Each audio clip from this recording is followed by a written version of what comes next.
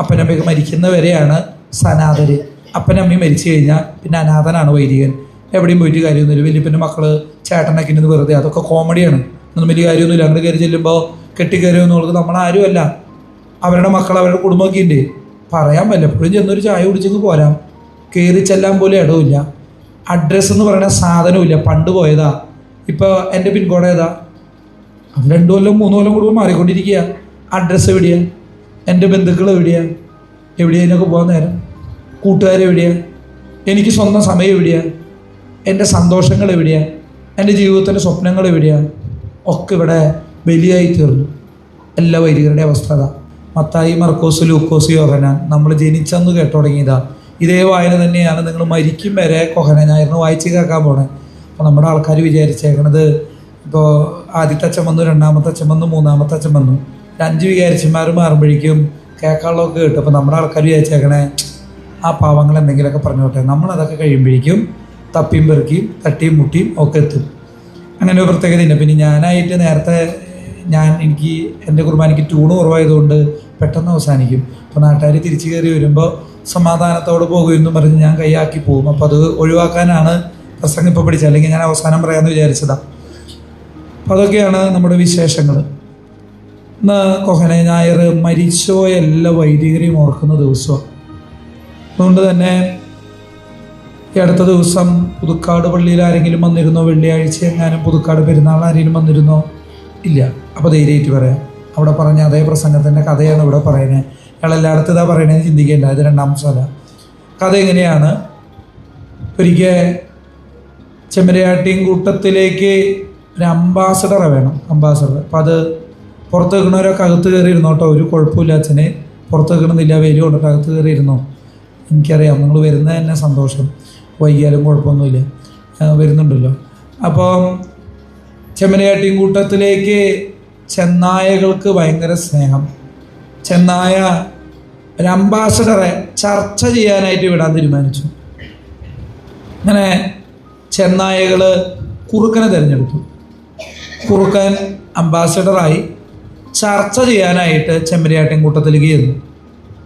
നമുക്കറിയാം ചെമ്മരിയാടിനെ നോക്കുന്നത് പട്ടിയാണ്. നമ്മുടെ നാട്ടിലുള്ള ആടല്ല കേട്ടോ ചെമ്മരിയാട്, അത് കോലാടാണ്. അതിന് ദൈവം സഹായിച്ച ഒരു ബുദ്ധിയും കൊടുത്തിട്ടില്ല. അതുകൊണ്ടാണ് ബൈബിളിൽ എപ്പോഴും കോലാട് ചെമ്മരിയാട് എന്ന് പറയുന്നത്. കോലാട് ഉമ്പടാട്. അതിന് നിങ്ങൾ അമ്മിണിന്നല്ല കുഞ്ഞമ്മിണിന്നല്ല എന്ത് പേരിട്ട് എന്തോരം കാലം നോക്കിയാലും അതിലിഷ്ടപ്പെട്ടില്ല അത് ഇടിക്കും. നിങ്ങൾ പറഞ്ഞോടത്തൊന്നും അത് വലിയ, അതിന് പോണോടത്ത് നിങ്ങൾ പൊക്കോണം, അതിന് പറ്റിയതൊക്കെ ചെയ്യും. അതുകൊണ്ടാണ് ഈ കോലാട് എന്ന് ബൈബിളിൽ പറയുന്നത്. ഉമ്പടാടിൻ്റെ ഈ പറയുന്ന പേര്. അതിന് ബുദ്ധി ബോധമൊന്നുമില്ല, ദൈവം സഹായിച്ച്.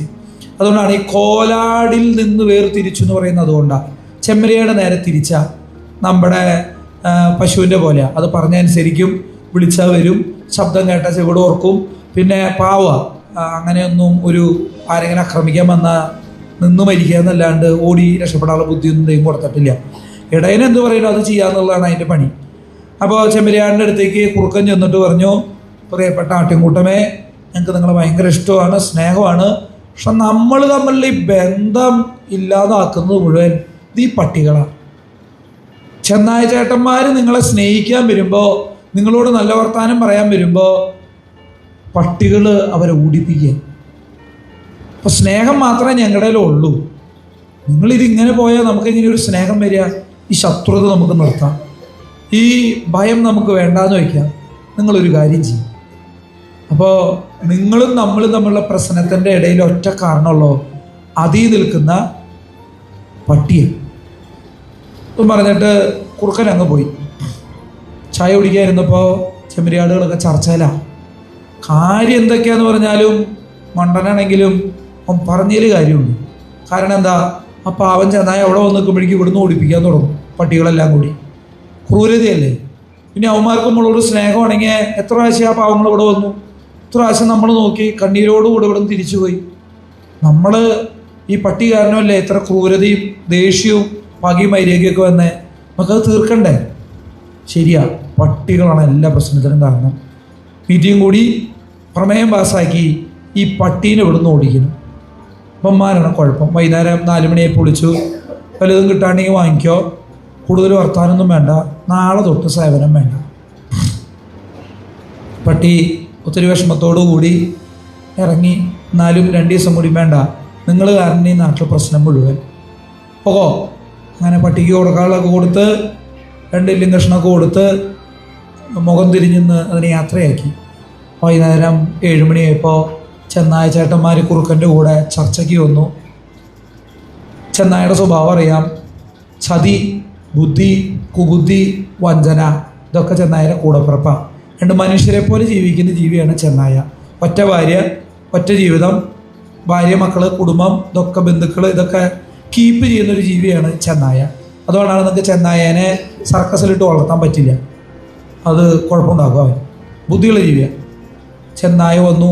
ചർച്ച കഴിയും തോറും ആടുകളുടെ എണ്ണം കുറഞ്ഞു. തിങ്കളാഴ്ച വന്നു, ചൊവ്വാഴ്ച വന്നു, ബുധനാഴ്ച വന്നു. വ്യാഴാഴ്ചയോടെ ചെമ്മരിയാടിൻ്റെ കലാപരിപാടി തീർന്നു. പേരിന് മാത്രമായിട്ട് ചെമ്മരിയാടുകൾ അവശേഷിച്ചു. ശനിയാഴ്ചയോടുകൂടി പൂർണ്ണമായിട്ടും ചെമ്മരിയാടുകൾ തമ്മിലുള്ള വിഷമവും തീർന്നു, സ്നേഹവും തീർന്നു, ചെമ്മരിയാടും തീർന്നു. പ്രിയപ്പെട്ടവരെ, പട്ടി കാവൽ നിൽക്കുമ്പോൾ നമ്മൾ വിചാരിക്കും അവനൊരുത്തനായി കുഴപ്പമൊക്കെ ഉണ്ടാക്കണേ, അവൻ്റെ വായിലെ നാവ് ചുവല്ലാത്തതുകൊണ്ടാണ് കുഴപ്പം, അവനെന്തിനപ്പം ഇങ്ങനെയൊക്കെ ബലം പിടിക്കേണ്ട ആവശ്യം, അവനിതൊക്കെ പറഞ്ഞ് എന്തിനാ ഈ ബലം പിടിക്കണത്, എന്തിനാ എപ്പോഴും ഇതൊക്കെ പറഞ്ഞിട്ടിരിക്കണേ, അതിൻ്റെ ആവശ്യമൊന്നുമില്ല, എന്തിനാ ഈ സ്നേഹം കളയണേ, ഒരു മയത്തിലൊക്കെ അങ്ങ് പോയാൽ പോരെ. ഈ പട്ടികളെ സമൂഹത്തിൽ നിന്ന് ഒഴിവാക്കുമ്പോൾ ചെന്നായ പടിവാതിൽക്കൽ രക്തവും കാത്തിരിക്കുന്നുണ്ടെന്ന് ഓർക്കുക. ഇന്ന് അങ്ങനെ മരിച്ചുപോയ കുറേ പട്ടികളുടെ കഥയാണ് ഇന്ന് സഭ ആചരിക്കുന്നത്. എന്തിനാ കുരച്ചേന്നോ, ആർക്ക് വേണ്ടിയാ കുരച്ചേന്നോ, ഒരു 10 കൊല്ലം കഴിയുമ്പോൾ കൊര കേട്ടവരോ സംരക്ഷണം കിട്ടിയവരോ ഓർക്കാതെ പോകുന്നൊരു സമൂഹം. അതുകൊണ്ട് അച്ഛന്മാരെ കുറിച്ച് പറയുന്നത് രാജാവിനെ പോലെ സിംഹത്തെ പോലെ ജീവിച്ച് പട്ടിയെ പോലെ തീരുന്ന, അങ്ങനെയൊക്കെ തന്നെയാണ് അവസാനം വരാൻ പോണത്. നിങ്ങളുടെ എത്ര അച്ഛന്മാർ ഇപ്പോൾ എവിടെയാണെന്ന് നിങ്ങൾക്ക് എത്ര ആൾക്കാർക്ക് അറിയാം? പള്ളി തുടങ്ങിയിട്ട് ഇപ്പോൾ എത്ര കൊല്ലമായി? 50 കൊല്ലെങ്കിലും അതിൻ്റെ പള്ളി തുടങ്ങിയിട്ട് ഇല്ലേ? 50 കൊല്ലം മുമ്പ് ഇവിടെ ഉണ്ടായിരുന്ന അച്ഛന്മാരൊക്കെ എവിടെയാണെന്ന് നിങ്ങൾക്ക് വല്ലവർക്ക് അറിയൂ? ഇല്ല. കല്യാണം വരുമ്പോൾ ശവണപ്പിന് ആളില്ലെങ്കിൽ മാമൂദീസയ്ക്ക് 3 ആന നിൽക്കണമെന്ന് നിന്നാലേ ഗുമ്മുള്ളൂ. അപ്പോൾ അന്വേഷിക്കാൻ തുടങ്ങും. അപ്പോൾ പണ്ട് ഇവിടെ താടി വെച്ചൊരു അച്ഛൻ ഉണ്ടാകുമ്പോൾ അതിപ്പോൾ എവിടെയാണാവോ, പേര് പോലും ഓർമ്മയില്ല. അപ്പോൾ തപ്പിപ്പേർക്ക് വരുമ്പോൾ അത് പ്രീസ്റ്റ് ഹോമിലാണ്. അതിനിപ്പോൾ കാറ് വിടണം, പിന്നെ കൊണ്ടുവന്ന് കഴിഞ്ഞ് ഇവിടെ ഇരുത്തണം, പച്ചക്കറിയെ കഴിക്കുകയുള്ളൂ, വയ്യ, ശബ്ദമൊന്നുമില്ല, അതിനൊന്നും വേണ്ട, പാട്ട് പാടുന്ന വല്ലേനെയാണെങ്കിൽ അപ്പം ഇതിങ്ങനെ വർഷാവർഷം ഇറങ്ങുന്നതുകൊണ്ട് അതിലേറ്റവും നല്ലതിനെ കൊണ്ടുവരും, പഴയതൊക്കെ കൂട്ടിയെ കയറി. ഇനി കാത്തിരിക്കുന്ന മരണം മാത്രമാണ്. അങ്ങനെ കടന്നു പോകുന്നൊരു ജീവിതമുള്ള വൈദികർ ഭൂമിയിലുണ്ട്. വേറെ ഒന്നും ചിന്തിക്കേണ്ട, നിങ്ങളുടെ പഴയ വികാരിമാരെ കുറിച്ച് ഓർത്താൽ മാത്രം മതി. എവിടെയാണെന്ന് പോലും നമുക്ക് അറിഞ്ഞുകൂടെ. ഇപ്പോൾ പേര് പോലും നമ്മുടെ തലേന്ന് നിന്ന് പോയി, പേരെഴുതാതെ കടന്നുപോയി ഒരുപാട് വൈദികർ. ഇവിടെ എന്തൊക്കെ സാധനങ്ങളുണ്ട്, അതൊക്കെ ഞാൻ സാധാരണ പള്ളിയിൽ കേട്ടങ്ങനെ ഏറ്റവും വലിയ പരാതിയാണ്. അച്ഛന് പിരിവ് തന്നെയാണ് പിരിവ്. ഏതച്ഛനാ പിരിച്ചിട്ട് കുടുംബത്ത് കൊണ്ടുപോയിട്ട് അവൻ്റെ വീട് പണിതേക്കണേ? ഏതച്ഛനാ ഇവിടുന്ന് ഇതൊക്കെ പിരിച്ചു കൊണ്ടുപോയിട്ട് അവനവൻ്റെ ജീവിതം നന്നാക്കിയേക്കണേ? അങ്ങനെ ആകാമായിരുന്നെങ്കിൽ അവർക്ക് വേറെ എന്തൊക്കെ വഴികളുണ്ടായിരുന്നു. അവർ മുതിരാത്തത് അവരുടെ കുടുംബമായിട്ട് അവരുടെ ജീവിതമായിട്ട് ഈ ദേവാലയത്തിൽ ഈ മക്കളെയും കണ്ടതുകൊണ്ടാണ്. സംഗതിയൊക്കെ ശരിയാ, കുറവുണ്ട്, പ്രശ്നമുണ്ട്, നല്ല ഭയമുണ്ട്. ഈ ബലിപീഠത്തിന് മുമ്പിൽ നിൽക്കുമ്പോൾ ഇടയ്ക്ക് ആലോചിക്കാറുണ്ട്, ഈ പണിക്ക് ഇറങ്ങരുതായിരുന്നു എന്ന് ചിന്തിക്കാറുണ്ട്. കാരണം പൗരോഹിത്യത്തിൽ ഇഷ്ടക്കുറവുകൊണ്ടൊന്നുമല്ല. ഇനിയും ഒരു 10 ജന്മം ഉണ്ടെങ്കിൽ ആ 10 ജന്മത്തിലും അച്ഛനായി ജീവിക്കാൻ തന്നെ. അങ്ങനെ ജന്മമില്ല, ഒറ്റ ജന്മമുള്ളൂ. 10 ജന്മത്തിലും അച്ഛനായി ജീവിക്കാനാണ് ഇഷ്ടം, താല്പര്യം. ചോയ്സ് ഉണ്ടെങ്കിൽ, ദൈവം വിളിക്കുന്നുണ്ടെങ്കിൽ അതേ തിരഞ്ഞെടുക്കൂ. പക്ഷെ പേടി എന്താണെന്നറിയോ? എന്ത് യോഗ്യത കൊണ്ട് ഇവിടെ കയറി എന്നുള്ളതാണ് പ്രശ്നം. യോഗ്യത, നന്മ, പുണ്യമൊക്കെ ഓർക്കുമ്പോൾ ഇവിടെ നമ്മൾ പാടുന്നൊരു ഗീതമില്ലേ, അഗ്നിമയന്മാർ നോക്കാൻ ഭയപ്പെടുന്നവനെ കൈകളിലെടുത്ത് ആഘോഷിക്കുമ്പോൾ അച്ഛൻ്റെ അവസ്ഥയൊന്ന് ആലോചിച്ച് നോക്കിയേ. പാപിയും ബലഹീനനുമായ ഞാൻ എന്നും പറഞ്ഞ കുർബാന അവസാനിപ്പിക്കുന്നേ അതൊരു ജാമ്യഹർജിയാണ്. ദൈവമേ, യോഗ്യത കൊണ്ടല്ല, പുണ്യം കൊണ്ടല്ല, നന്മ കൊണ്ടല്ല, എന്തെങ്കിലും മേന്മ കൊണ്ടോ തറവാട്ട് മഹിമ കൊണ്ടോ വിദ്യാഭ്യാസം കൊണ്ടോ അല്ല, മറിച്ച് നിന്റെ കാരുണ്യം കൊണ്ട് മാത്രം ഇവിടെ അങ്ങനെ നിൽക്കാനായിട്ട് ചങ്കൂറ്റം കാട്ടിയതാ. അതൊരു ഭയമാണ്. കാരണം എന്താണെന്നറിയോ? നിങ്ങളൊക്കെ നോക്കാൻ ഭയപ്പെടുന്നിടത്ത് മാലാഖമാരെ തല കുനിച്ച് കണ്ണുയർത്താൻ നോക്കാത്ത സ്ഥലത്തേക്ക് കൈകൾ ഉയർത്തി കയറി ചെല്ലുമ്പോൾ ഒന്നെങ്കിൽ അവൻ പടുവിഡ്ഢിയായിരിക്കണം, അല്ലെങ്കിൽ അതിവിശുദ്ധനായിരിക്കണം. ഇത് രണ്ടും അല്ലാത്തവൻ്റെ ജീവിതം എപ്പോഴും മുറിഞ്ഞുകൊണ്ടിരിക്കും. അതുകൊണ്ടാണ് അങ്ങനെ ഒരു നീലർ എല്ലാ അച്ഛന്മാർക്കും ആവശ്യം. എന്തിനാണെന്നറിയോ? ജീവിച്ച ജീവിതവും ജീവിക്കേണ്ട ജീവിതവും ഇടയ്ക്ക് മുമ്പിൽ വന്ന് നിൽക്കും. ജീവിച്ചത് ഇങ്ങനെയൊക്കെയാണ്, പക്ഷെ അച്ഛനായിട്ട് ജീവിക്കേണ്ടത് ഇങ്ങനെയല്ലെന്ന് അറിയാം. പക്ഷെ ബലഹീനതകളിൽ, കുറവുകളിൽ, ഇടർച്ചകളിൽ പോയി കഴിയുമ്പോൾ ഈ ബലിപീഠത്തിന് മുമ്പിൽ കണ്ണീര് വാർക്കാം. കാരണം ദൈവത്തിന് പകരക്കാരനായിട്ട് ജീവിക്കേണ്ടതാ, പക്ഷെ മനുഷ്യനാന്നുള്ളത് തീരണമില്ല. എന്തു ചെയ്യും? ജീവിക്കേണ്ടത് അങ്ങനെയാണ്. അതൊക്കെ നല്ല ബോധമുണ്ട്, പഠിപ്പിച്ചിട്ടുണ്ട്, അതിനുവേണ്ടി പരിശീലനം തന്നിട്ടുണ്ട്. പക്ഷേ ജീവിതത്തിൻ്റെ ചൂടാവരെന്ന് വിചാരിച്ചിട്ട് ഇന്നലെ പെരുന്നാളായിരുന്നു. ഇപ്പോൾ നമ്മുടെ ചേട്ടന്മാർക്ക് അവരവരുടെ കാര്യമുള്ളൂ എല്ലാവർക്കും വലുത്. പ്രദക്ഷിണം ഇറങ്ങി കഴിഞ്ഞപ്പോൾ ഞാൻ പറഞ്ഞു, റാസയിലെ ഏറ്റവും മുമ്പിൽ നീക്കി വെച്ചിട്ട് ഈ അമിട്ട് കത്തിച്ചോളോ, അല്ലെങ്കിൽ റാസ തടസ്സപ്പെടും, സമയം വൈകിക്കൊണ്ടിരിക്കുക. പക്ഷേ അമിട്ട് കത്തിക്കുന്നതിൻ്റെ വിചാരം എന്താ? ഈ വെടിക്കെട്ട് ഏറ്റവും ഭംഗിയാക്കി തീർക്കണം എന്നാണ് അവൻ്റെ ആവശ്യം. പാട്ട് പാടുന്നവൻ്റെ ആവശ്യം എന്തെന്നാ? ഇത് ഏറ്റവും ഭംഗിയായിട്ട് പാട്ട് പാടണം. അച്ഛനെ സംബന്ധിച്ച് പാട്ട് നോക്കണം, റാസ നോക്കണം, സമയം നോക്കണം, വയ്യാതെ നടക്കണം അപ്പാപ്പനെ ഓർക്കണം, നിറക്കാൻ വയ്യെങ്കിലും കൂട്ടത്തെ നടക്കണം അമ്മാമ്മയെ നോക്കണം, കയറ്റം നോക്കണം, ഇറക്കം നോക്കണം, ഭക്ഷണം കൊടുക്കാനുള്ള സമയം നോക്കണം, അച്ഛന്മാരെ തിരിച്ചു വിടണം, മഴയോ വെയിലുണ്ടെങ്കിൽ അത് നോക്കണം, അപകടം പറ്റാതെ തിരിച്ചയക്കണം, നിയമം പാലിക്കണം. ഇതൊക്കെ നോക്കിയിട്ട് വേണം അച്ഛൻ റാസ തീർക്കാനായിട്ട്. അപ്പം ഇതിൻ്റെ ഇടയ്ക്ക് അച്ഛൻ ചൂടാവുമ്പോൾ നാട്ടുകാർ വിചാരിക്കും, വർഷത്തിലൊരു റാസയ്ക്ക് ഇയാൾ നിനീകരുന്ന് ബഹളം വയ്ക്കുന്നത്, അതിപ്പോൾ ഇത്തിരി 9 എന്താ കുഴപ്പം? വടക്ക് വിടുന്ന നിങ്ങൾ പൊട്ടിച്ചപ്പോൾ എന്താ പ്രശ്നം? അതിപ്പോൾ ഈ കല്യാണത്തിന് ഇപ്പോൾ സർട്ടിഫിക്കറ്റ് വാങ്ങാണ്ട് ചെയ്താൽ എന്താ ബുദ്ധിമുട്ട്? മാമോദീസ് ഇപ്പോൾ 11 മണിക്ക് വെച്ചാൽ എന്താ പറ്റില്ലേ? മുമ്പ് സാരിക്കാണ്ട് കെട്ടാൻ വന്ന എന്താ കുഴപ്പം? കാരണം എന്താ?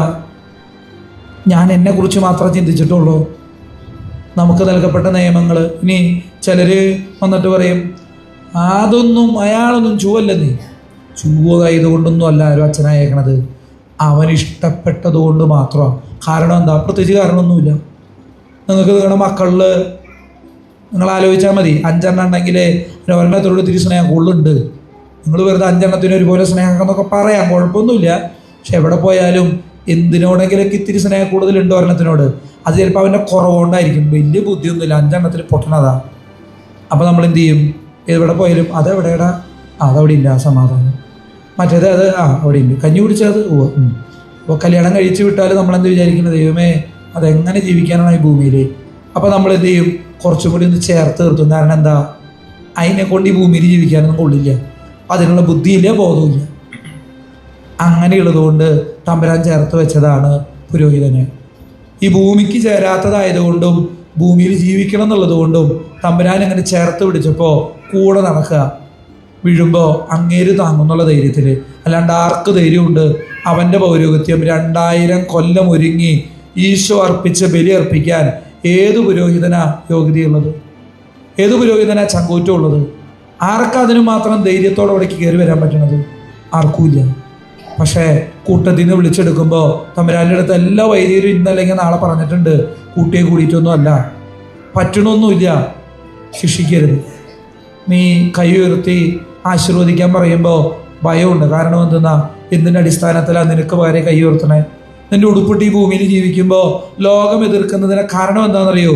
അവനെ മറ്റുള്ളവര് ക്രിസ്തുവിനെ പുരോഹിതനിൽ കാണുന്നത് കൊണ്ടാണ്. അത് ഒഴിവാക്കണം. അച്ഛന്മാരെന്തിനാ? പള്ളി എന്തിനാ? കൂതാശി എന്തിനാ? നമുക്ക് വട്ടം കൂടി ഒരു ഹാളിൽ ഇരുന്നിട്ട് ബ്രെഡും മുറിച്ച് വീഞ്ഞേ മുക്കി തിന്നിട്ട് പണ്ട് ഈശോ അങ്ങനെ ചെയ്തൊന്നും പറഞ്ഞ് ബൈബിളിൽ കിട്ടിയതൊക്കെ വായിച്ച് തോന്നിയതും പാടി സ്തോത്രവും പാടി ഹാലയിലേയും പറഞ്ഞ് ദശാംശം കൊടുത്ത് പോയാൽ പോരെ. എന്തിനും ഇങ്ങനെ പള്ളി കുർബാനയൊക്കെ? ബലികൾ നിന്നു പോവുകയും കൂതാശകൾ അസ്തമിക്കുകയും കത്തോലിക്ക തിരുസഭ ഇല്ലാതാവുകയും ചെയ്യുന്ന അന്ന് ഈ ലോകത്തിൻ്റെ അന്ത്യം ആരംഭിച്ചു. അതുകൊണ്ടാണ് ലോകത്തിൻ്റെ അന്ത്യത്തിൻ്റെ ആദ്യ ലക്ഷണമാണ് ബലികളും കൂതാശകളും നിന്നുപോകും. പിന്നെ ലോകത്ത് വേറെ ഒന്നുമില്ല, പരിപാടി അവസ്ഥ. അതുകൊണ്ട് ആദ്യം ചെയ്യേണ്ടത് വൈദികരെ തകർക്കണം. അതിനെ അവർ വെടിമരുന്നിട്ട് തരും, നമ്മൾ തീ കത്തിച്ചിട്ട് കൊടുക്കും. അച്ഛൻ അങ്ങനെയാ. പിന്നെ പണ്ട് ഇവിടെ ഒരുത്തുണ്ടായിരുന്നു, അവൻ അങ്ങനെയായിരുന്നു. പണ്ട് ഒരച്ച വെടിനായിരുന്നു, അവൻ ഇങ്ങനെയായിരുന്നു. നമ്മുടെ വക ചായക്കടയിലെ നോട്ടീസ് അടിയിൽ ഒപ്പിട്ട് കൊടുത്തു. ആരാ പറഞ്ഞേക്കണേ? ആ പള്ളിയിലെ ചേട്ടനാ. ചേട്ടൻ സ്ഥിരം പള്ളിയിൽ പോകണ ചേട്ടനാ. അപ്പോൾ ചേച്ചിയാ, ആ ചേച്ചി പള്ളിയിലെ മെയിൻ ചേച്ചിയാ, കൊന്തെത്തിക്കുന്ന ചേച്ചിയാ. ചേച്ചി നുണ പറയില്ല. കുടുംബശ്രീയിൽ പറഞ്ഞു. ഇനി എത്ര ആളുടെ വിശ്വാസം നശിപ്പിക്കും? കുറവുണ്ടെന്നേ. പ്രശ്നമുള്ള മെത്രാന്മാരും അച്ഛന്മാരും മാർപ്പാപ്പയും ഒക്കെ തന്നെയാണ്. കാരണം പച്ച മനുഷ്യരല്ലേ.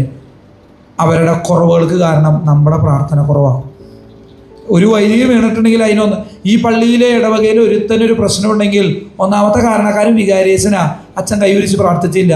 നിങ്ങളുടെ മക്കൾക്കൊരു ഉറവുണ്ടെങ്കിൽ ഒന്നാമത്തെ കാരണക്കാർ നിങ്ങളാ, നിങ്ങൾ കൈവിരിച്ച് പിടിച്ചിട്ടില്ലേ പ്രാർത്ഥിക്കാൻ. ലോകത്ത് മെത്രാൻ വീഴുന്നുണ്ടെങ്കിൽ, മാർപ്പാപ്പ വീഴുന്നുണ്ടെങ്കിൽ, വൈദികർ വീഴുന്നുണ്ടെങ്കിൽ കാരണക്കാർ നമ്മളാ, നമ്മൾ കൈവിരിച്ച് പിടിച്ചില്ല, എൻ്റെ പ്രാർത്ഥനകൾ അവരോർത്തില്ല. അതുകൊണ്ട് ഇന്ന് മരിച്ചുപോയി ഒരുപാട് വൈദികരുണ്ട്, ആരും ഓർക്കാനൊന്നുമില്ല. നിങ്ങൾ വിചാരിക്കരുത് അച്ഛൻ്റെ വീട്ടുകാർ വന്ന് ഇവിടെ തലകുത്തി മറിയുന്നു, വെറുതെയാ. വല്ലതും കയ്യിലുണ്ടെങ്കിൽ ആ ആൾക്കാർ വരും, അല്ലെങ്കിൽ ഒരു പട്ടിയും തിരിഞ്ഞു നോക്കില്ലേ. കാരണം നിങ്ങൾ ക്രിസ്റ്റോമേ പോയാൽ കാണാം. ഇനി അകലേക്കൊന്നും പോകണ്ട, തൃശ്ശൂർ ക്രിസ്റ്റോമേ പോയാൽ കുറേ എണ്ണം ഉമ്മറത്ത് കസേര ഇട്ടിരിക്കുന്നുണ്ട്. ആരെങ്കിലും ഒന്ന് വർത്താനം പറയാൻ വരുമോ എന്നറിയാൻ വേണ്ടിയിട്ട്. വർഷത്തിൽ ഇപ്പോൾ പിള്ളേരെങ്കിലും ബിയാനിയുടെ അന്ന് പോയിട്ട് ഒരു കേക്കും കൊടുത്ത് കാക്കിരി ഉക്കിരി കാട്ടി അങ്ങനെ പോകുന്നുണ്ട്, തിരിച്ചു പോരുന്നുണ്ട്, ആരുമില്ല വേറെ. അപ്പോൾ ആ ജീവിതമൊക്കെ പരാതിയൊന്നും അവർക്കില്ല. ഇവരൊക്കെ അതൊക്കെ പ്രതീക്ഷിച്ച് തന്നെയാണ് നമ്മൾ ജീവിക്കുന്നത്. അതുകൊണ്ടാണ് എല്ലാ അച്ഛന്മാരെയും ആദ്യത്തെ പ്രാർത്ഥന അച്ഛനായി കഴിഞ്ഞിട്ട് കുർബാന ചൊല്ലി കഴിയുമ്പോൾ ഇവിടെ കിടന്ന് മരിക്കണം. അതാണ് ഏറ്റവും നല്ല മരണം. കാരണം കയ്യിൽ കാശുണ്ട്, ഒരു 50 സെൻറ്റ് സ്ഥലവും ഒരു കാറും 5 ലക്ഷം ബാങ്ക് ബാലൻസും ഉണ്ടെങ്കിൽ ആൾക്കാരുണ്ടാവും. കാരണം എന്താ, ഇതാരൊക്കെ പോണേന്ന് നമ്മൾ പറയില്ലല്ലോ. പറഞ്ഞു കഴിഞ്ഞാൽ അതും തീർന്നു. അല്ലെങ്കിൽ ഒരു മനുഷ്യന് നമ്മൾ തിരിഞ്ഞു നോക്കാൻ പോകില്ല, നമുക്ക് നല്ല ബോധത്തോടു കൂടി തന്നെ. അതൊരു പരാതിയല്ല, മറിച്ച് അത് ചില വിധികളാണ്. നിങ്ങൾക്ക് മക്കളുണ്ടായി കെട്ടിച്ചു വിട്ട് കഴിഞ്ഞാൽ അത് പോവും, അത് വിധിയാണ്, അതതിൻ്റെ വഴിയാണ്. അതുപോലെ തന്നെയാണ് ഈ പറഞ്ഞ കാര്യങ്ങളും. അപ്പം അതുകൊണ്ട് വൈദികർക്ക് വേണ്ടി എപ്പോഴെങ്കിലുമൊക്കെ ഒരു നന്മറിഞ്ഞവരെയും ചെല്ലണം നല്ലതാണ്, സിസ്റ്റേഴ്സിന് വേണ്ടി. കാരണം ജീവിതത്തിൻ്റെ അകത്ത് കൂട്ടിയെ കൂടാത്ത പണിക്ക് ഇറങ്ങിയേക്കണതാണ്. കൂട്ടിയെ കൂടിയില്ല, നമ്മുടെ കയ്യിൽ ഇരിപ്പുണ്ടോ, നമ്മുടെ തന്തേരെയും തള്ളേരും കുറവൊക്കെ നമുക്കുണ്ട്. അപ്പോൾ എന്തിന് ചങ്കൂല എൻ്റെ ഏട്ടൻ്റെയും ഷൈനിയുടെയും മോനെ ഇവിടെ നിന്നിട്ട് ഇതൊന്നും പറയാനുള്ള വകുപ്പില്ല. പിന്നെ അവൻ വിളിച്ചു, അവൻ കൊണ്ടു കിടക്കണോ, അവന് കാരണമുണ്ട്, നമുക്ക് കാരണമൊന്നുമില്ല. അതുകൊണ്ട് ഒരുപാട് വൈദികരെ ഒരു കാരണവശാലും ഒരു വൈദികൻ്റെയും കണ്ണീര് വിടാൻ ഇടവരുത്തരുത്. അതവരുടെ മേന്മ കൊണ്ടല്ല, മറിച്ച് അവർക്ക് വേണ്ടി ചോദിക്കാൻ. ഇപ്പോൾ നിങ്ങൾ മേലെ പിടിയച്ഛന് എണ്ണം കൊടുത്തു എന്ന് വിചാരിക്കുക, അച്ഛൻ്റെ വീട്ടുകാർ വരുന്നുണ്ടോ നിങ്ങളോട് ചോദിക്കാൻ? അച്ഛൻ വരുന്നുണ്ട് ചോദിക്കാൻ? ഇല്ല. പക്ഷെ അങ്ങനെ വന്നാൽ ചോദിക്കാനും പറയാനും ആരും ഇല്ലാത്തവർക്ക് വേണ്ടി ചോദിക്കാനായിട്ട് ഒരാളെ ബാക്കി വെച്ചിട്ടുണ്ട്, അത് തമ്പുരാനാണ്. അതുകൊണ്ടാണ് ദൈവം പ്രതികാരം ചെയ്യുന്നു പറയുന്നത്. അവരുടെ കുറവുകളുണ്ടെങ്കിൽ അവരോട് പറയാം, മുഖത്ത് നോക്കി പറയാം. അത് വട്ടം കൂടി ഒരുമിച്ചിരുന്നിട്ട് എല്ലാം കൂടി കുത്തരുത്. കാരണം മനുഷ്യനല്ലേ, തകർന്നു പോകും. പകരം അച്ഛൻ്റെ റൂമിൽ അച്ഛാ എനിക്കൊരു കാര്യം പറയാനുണ്ട്, അങ്ങനെ പ്രശ്നമുണ്ട്, അപ്പം മാറ്റണം. തെറ്റിന് തിരുത്തും വേണം. 2 തെറ്റല്ലെങ്കിൽ ആ വൈദികൻ്റെ കൂടെ നിൽക്കും. ഒരു കാര്യം ചെയ്തു, എനിക്ക് ഇവിടുത്തെ ആൾക്കാരൊന്നും വലിയ പരിചയമില്ല, കണ്ടു പരിചയം മാത്രമേ ഉള്ളൂ. അപ്പോൾ ട്രസ്റ്റീനെ എനിക്ക് ഇഷ്ടമല്ല.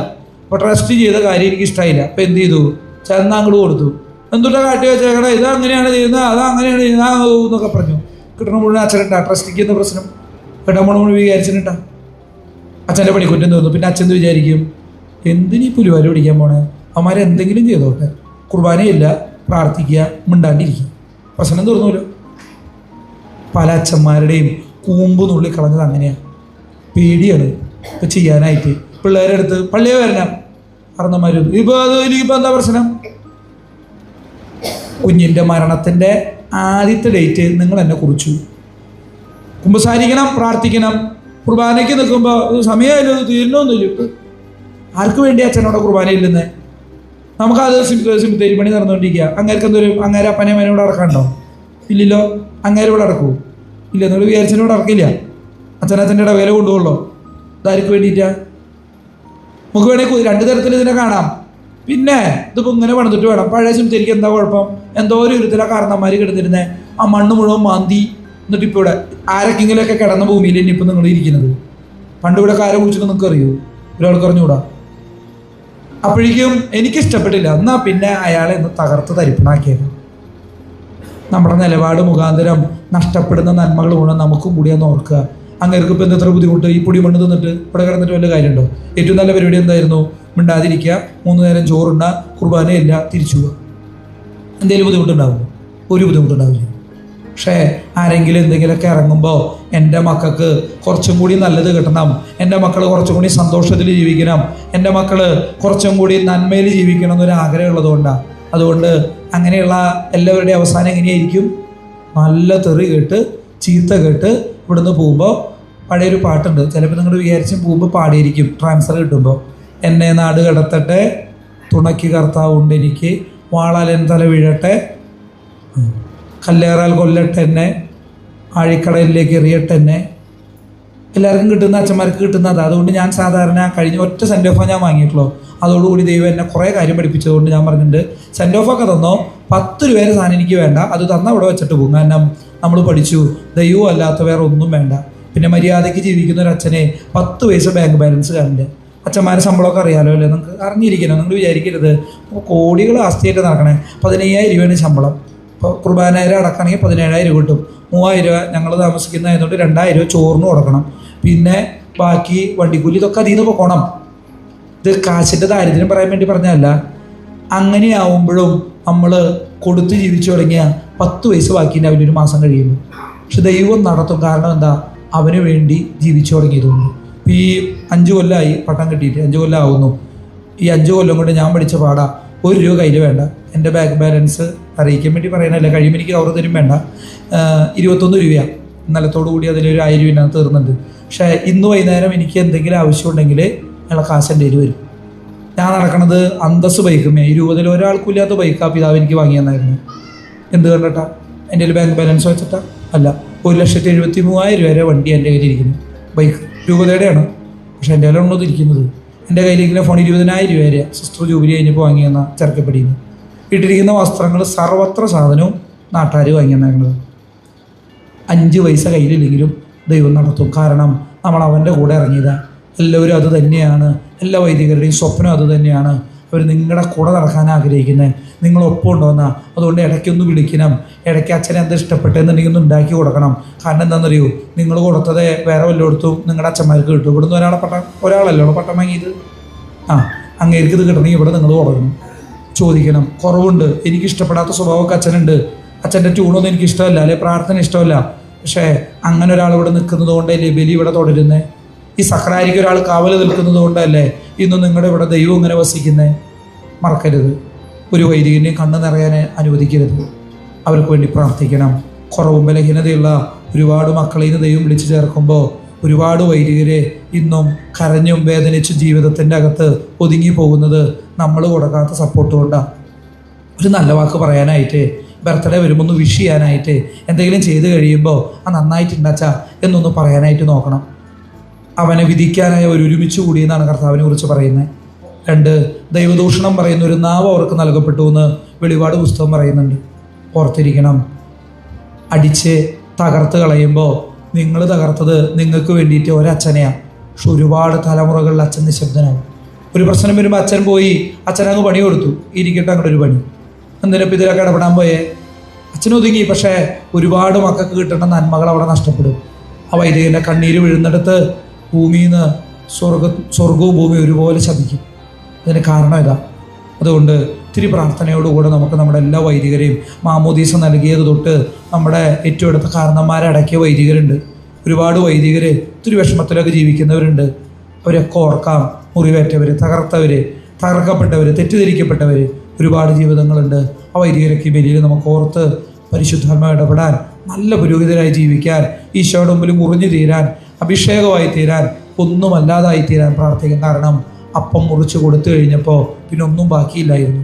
പുരോഹിതനും മുറിച്ചു കൊടുത്തു കഴിയുമ്പോൾ പിന്നെ ഒന്നും ബാക്കിയില്ല. അപ്പനമ്മയൊക്കെ മരിക്കുന്നവരെയാണ് സനാതര്.